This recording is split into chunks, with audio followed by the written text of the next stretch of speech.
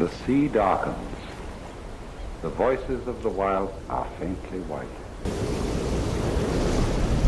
The sound of the water says what I think.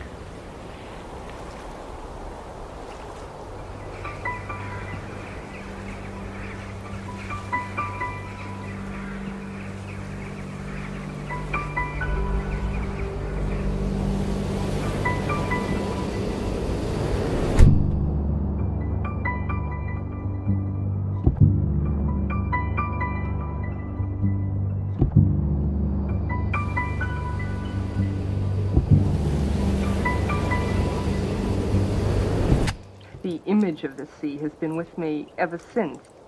And I think one always goes back to something as vivid and colorful as this sort of experience.